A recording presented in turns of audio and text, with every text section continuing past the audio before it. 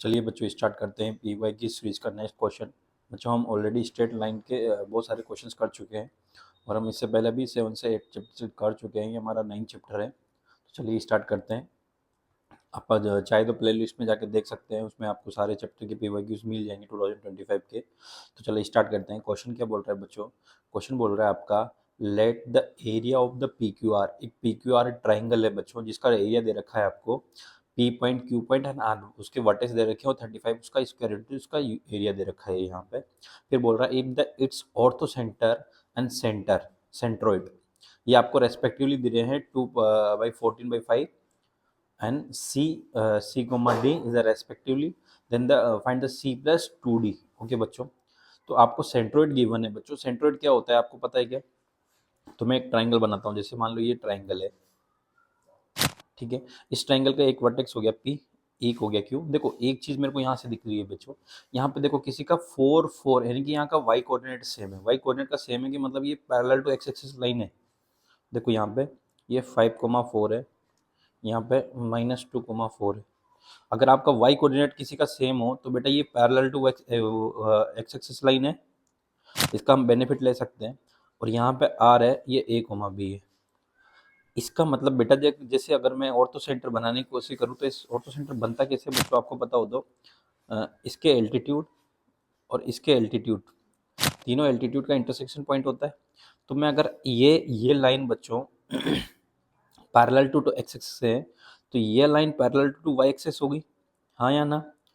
और parallel to x axis का slope क्या होता है आपको पता हो तो? अच्छा मैं ऑर्थो सेंटर बना देता हूँ पहले। ऑर्थो सेंटर आपका यहाँ पे दे रखा है बेटा 2,14/5, ठीक है।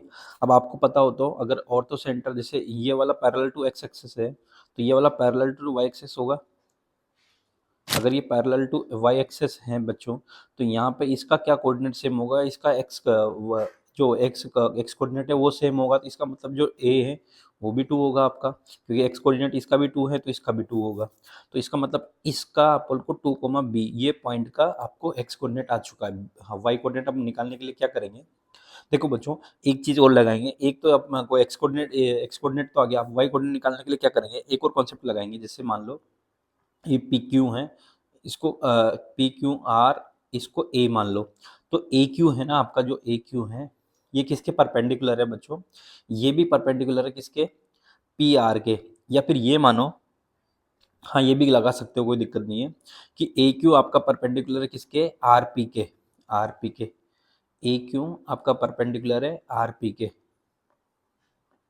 आरपी के। तो यहाँ से अब मैं स्लोप तो निकाल सकता हूँ ना कि क्यू ए पे अब मेरे को 2 पॉइंट है, तो यहाँ से इसकी स्लोप निकाल ली और इसकी स्लोप निकाल ली। तो परपेंडिकुलर कंडीशन क्या होती है? ए क्यू और आर पी, इन दोनों का स्लोप का m1 m2 is equal to -1 होता है। तो ये मैं अपने कॉन्सेप्ट लगा के b का वैल्यू निकालूंगा। तो बच्चों में ए की स्लोप निकाल दो, क्या हो गया? b-4/2 - 5। करेक्ट बच्चों? यहाँ से इसकी स्लोप आ गई और यहाँ से ही मैं सेम अगर मैं स्लोप निकालूँ बच्चों किसका?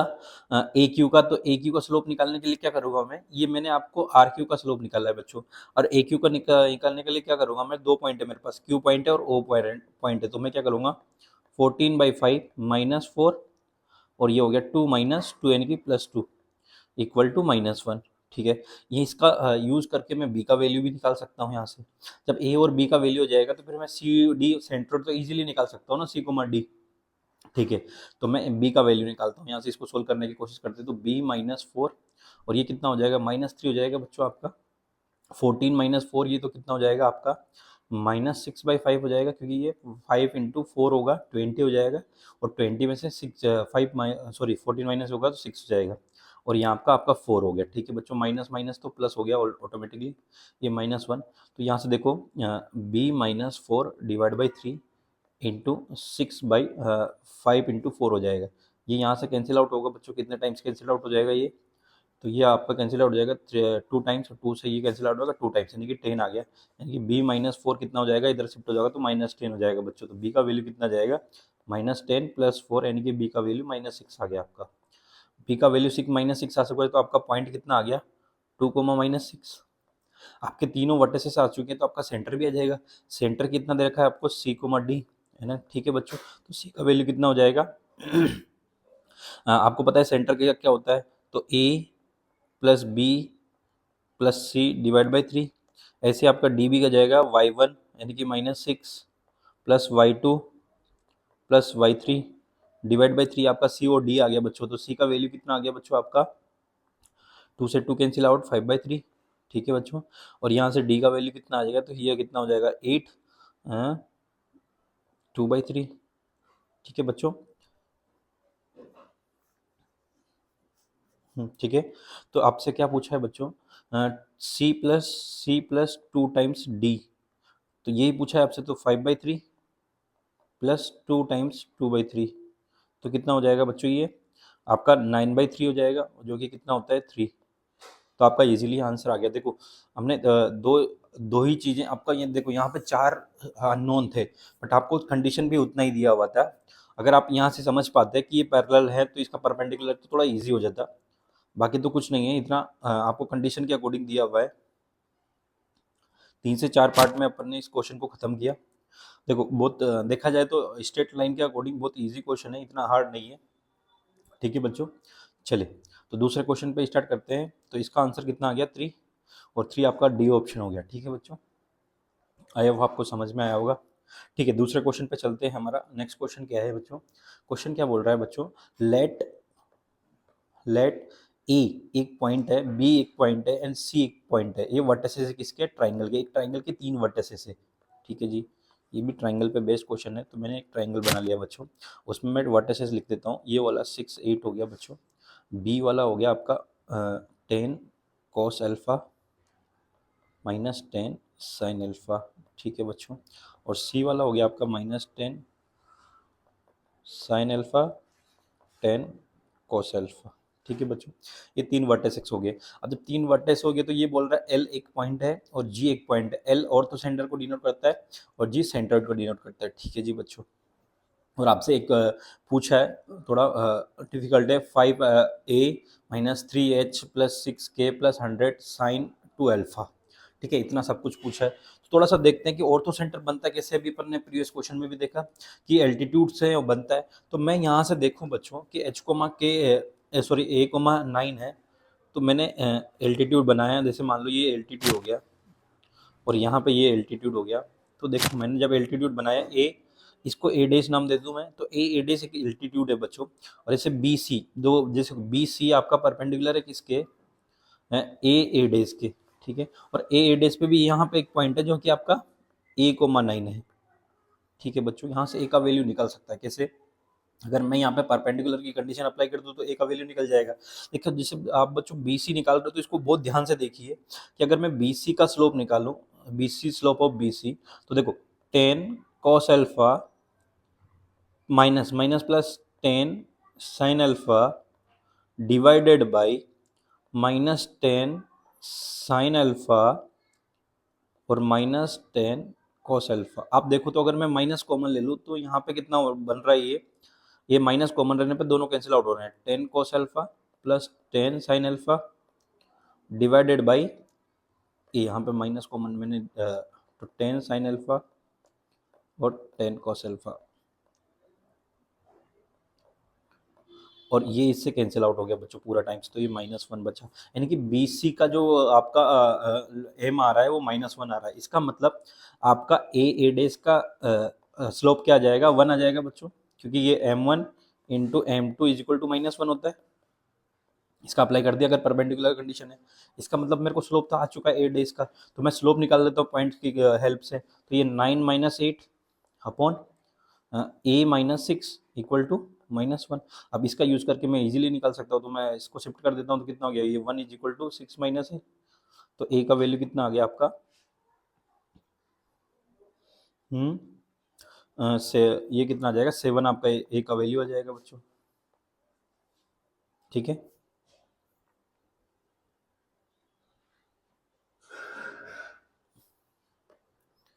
a-6 है, 9 - 8 और a-6। ठीक है बच्चों, आपका इज इक्वल टू +1, सॉरी यहाँ पे +1 है, तो ए का वैल्यू 7 आ जाएगा। ठीक है बच्चों, तो आपका ए का वैल्यू तो आ चुका है 7, इसका मतलब आपको ऑर्थो सेंटर तो मिल चुका है। ठीक है बच्चों, तो ये कितना हो गया 7 9।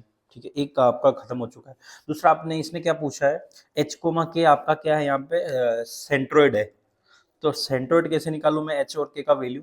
तो देखो जब मेरे को एक चीज आ चुकी है तो आप बताओ, मेरे को एक चीज पता है, आपको पता हो तो, कि ये दोनों एक एंगल बना रहे हैं बच्चों, और वो एंगल के अकॉर्डिंग देखो, जैसे मान लो आपको पता हो तो ओ जी एन सेंटर सेंट्रोइड, दो ओ मतलब ऑर्थो सेंटर और जी मतलब इसका सेंट्रोइड और इसी मतलब सरकम सेंटर।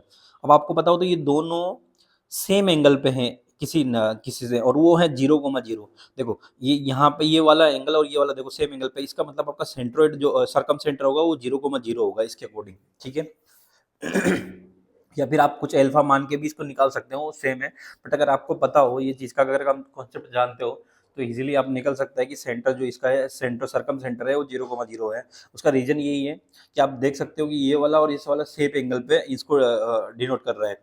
तो जी का वैल्यू कितना हो गया आपका, जी आपका सेंटर हो गया, तो ये एच कोमा के हो जाएगा बच्चों। ठीक है, और तो सेंटर आपको गिवन है, और वो गिवन है 7,9।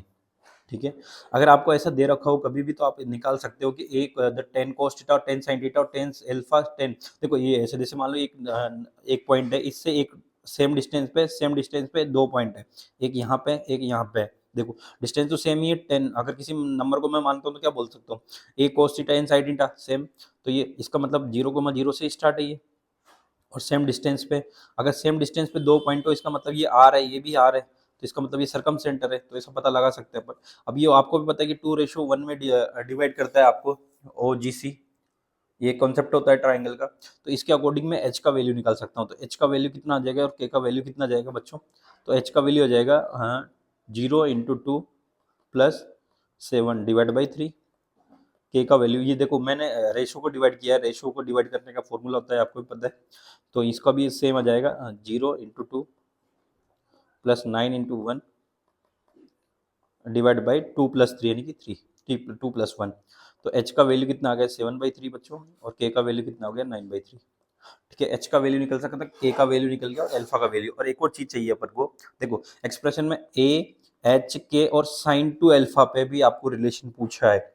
अब साइन टू अल्फा कैसे निकालें बच्चों, तो देखो आपको भी पता है कि सेंटर क्या होता है आपका, बताओ तो आपको। सेंटर होता है आपका a + b x1 + x2 + x3, तो ये मैं यू अप्लाई कर रहा हूँ यहाँ पे।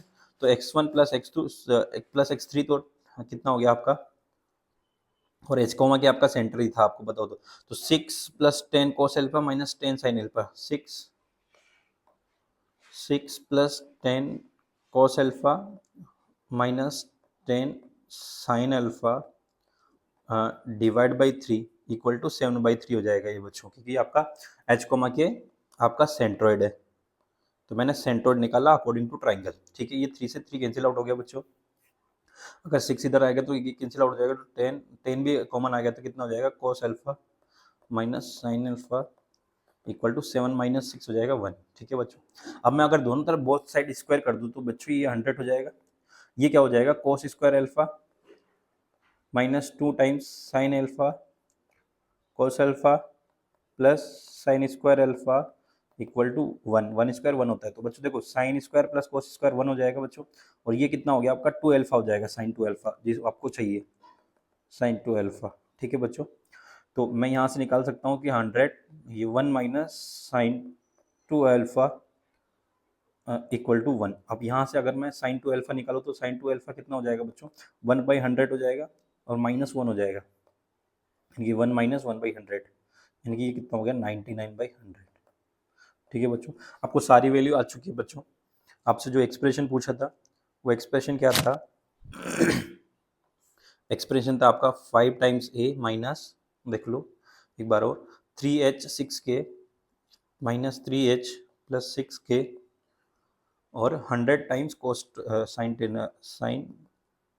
100 times, sorry 100 times sine 2 alpha. A का वैल्यू कितना आपका आया था 7 आया था यहाँ पे ये। ठीक है, एच का वैल्यू कितना आया था आपका 3 × 7/3। ठीक है बच्चों, के का वैल्यू आपका 9/3 था, प्लस 100 अगर मैं इधर लेके जाऊँ तो ये कितना आ जाएगा 100 × ये 99/100 इसका वैल्यू था।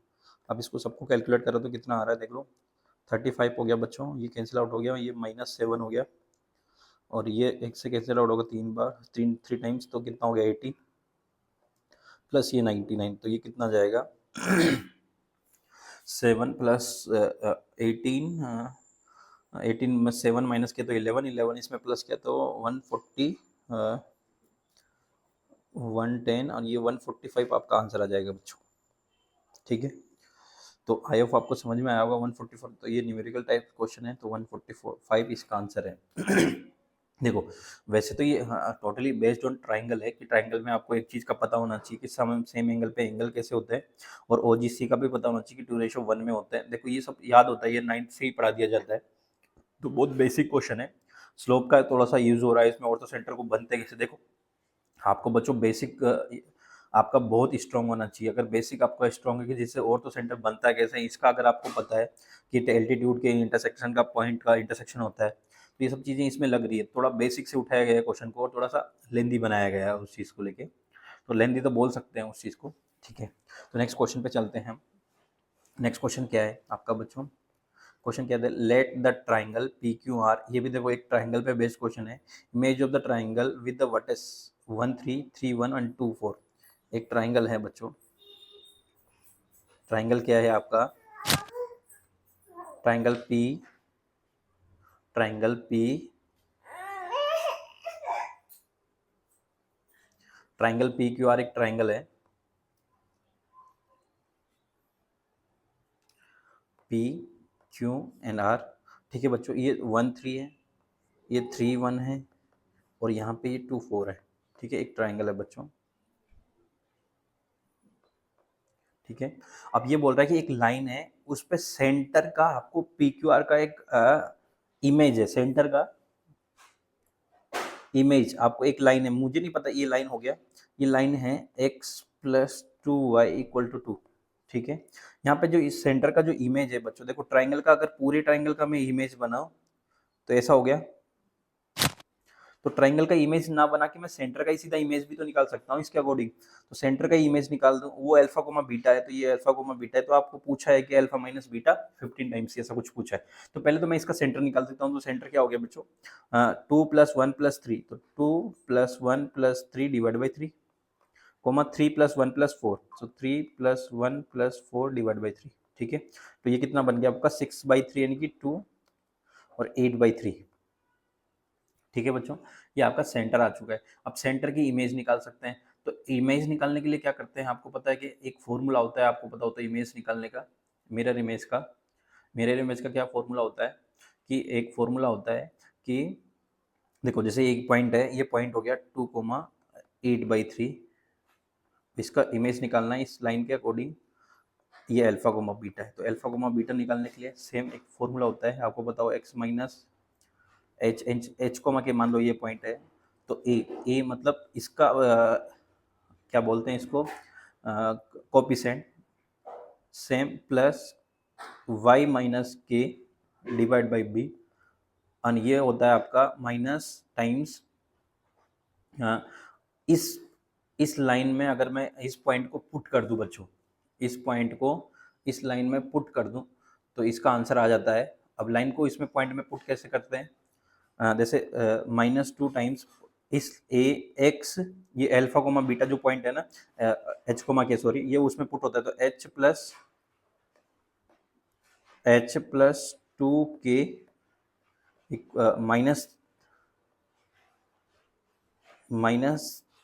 -2 डिवाइडेड बाई a² + b², इसके कोफिशिएंट a² + b², ये इसका फॉर्मूला होता है बच्चों।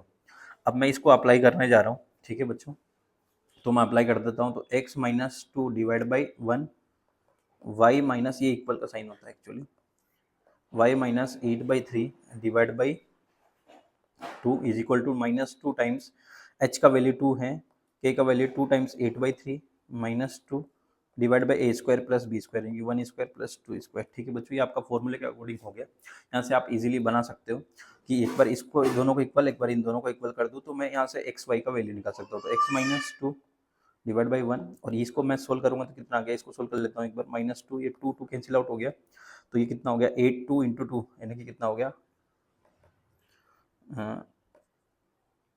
आपका 32 और नीचे ये आपका 4 + 1 5 होगा, 5 × 3 15 हो जाएगा। ठीक है बच्चों, तो ये आपका क्या 32/15 और दूसरा हो जाएगा y - 8/3 / 2 = -32/15।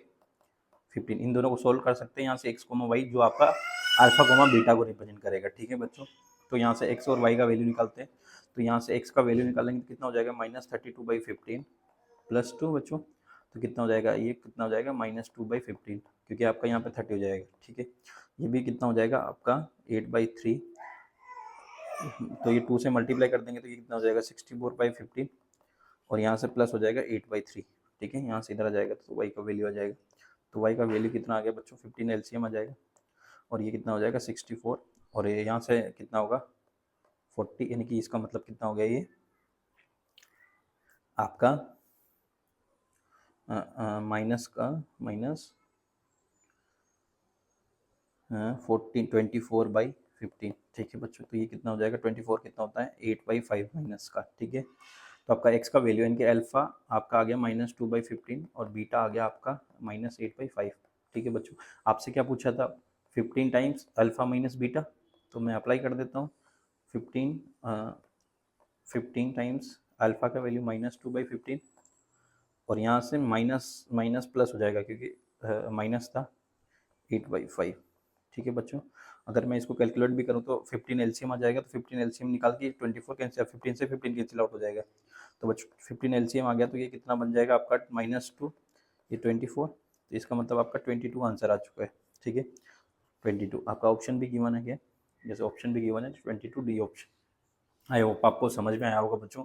ये तो देखो बहुत इजी क्वेश्चन है, आपको केवल एक मिरर इमेज का फॉर्मूला अप्लाई करना था और इजीली इसका निकल जाता। आपको भी पता होना चाहिए अगर वर्टेक्स किसी ट्राइंगल का, अगर वर्टेक्स की इमेज से ही अगर दूसरा ट्राइंगल बन रहा है, उसका ट्राइंगल का सेंटर और इसका सेंटर भी अगर आप मिरर इमेज से सीधा सेंटर भी निकाल सकते हो आप। इसमें दे रखा है कि ट्राइंगल की image of the triangle is vertices, vertices का की इमेज से जो ट्राइंगल बनेगा उसका सेंटर दे रखा है, तो आप सीधा सेंटर निकाल के भी काम चला सकते हो, इससे भी सेम आंसर आता है। तो मैंने वही किया, मैंने अलग अलग वर्टेसिस का ना निकाल के सीधा सेंटर का ही इमेज निकाल लिया। ठीक है, और उससे आंसर आपका इजीली आ गया। ठीक है बच्चों, आई होप आपको समझ में आया होगा। तो हम स्ट्रेट लाइन के भी 10 क्वेश्चंस कंप्लीट कर चुके हैं और देखते हैं अगर पीवाईक्यूज और स्ट्रेट लाइन में होंगे तो हम उनको भी ट्राई करेंगे। ठीक है, तो नेक्स्ट सीरीज में नेक्स्ट क्वेश्चन भी आ जाएंगे हम लोग। बच्चों ऑलरेडी इसका ये हमारा जो चैप्टर चल रहा है आपका, इसकी पीडीएफ भी आपको टेलीग्राम पे मिल जाती है, तो आप अगर डिस्क्रिप्शन में जाके लिंक आप चेक करोगे तो टेलीग्राम का लिंक भी वहाँ पे होता है, तो आप वहाँ से भी आप इजीली टेलीग्राम से इसका पीडीएफ भी आप डाउनलोड कर सकते हैं।